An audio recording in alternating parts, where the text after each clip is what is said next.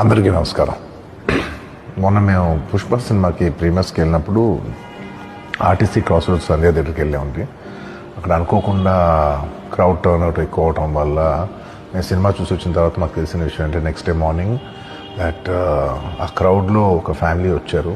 ఆ ఫ్యామిలీ కొంచెం దెబ్బలు తగిలినాయి. అండ్ ముఖ్యంగా ఒక lady, the mother of 2 children, ఆవిడ రేవతి గారని, ఆవిడ నెక్స్ట్ డే మార్నింగ్ అన్ఫార్చునేట్గా ఆవిడ ఆ తొక్కి స్టార్ట్లో దెబ్బలు తగిలి ఆవిడ చనిపోయారని తెలిసింది.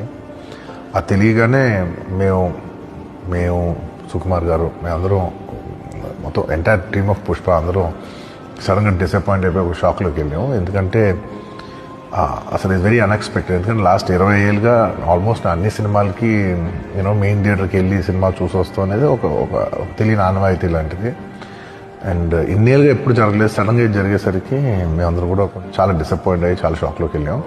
ఈ న్యూస్ తెలిసిన వెంటనే ఆన్ ద ఫస్ట్ డే మేము కానీ ఎవరం కానీ టీమ్ కానీ ఎవరం కానీ ఈ పుష్ప సెలబ్రేషన్స్లో యాక్టివ్గా పాల్గొనలేకపోయాం. We all feel very sad. ఎందుకంటే మేము సినిమా తీసేదే జనాలు థియేటర్కి వచ్చి ఎంజాయ్ చేయాలని.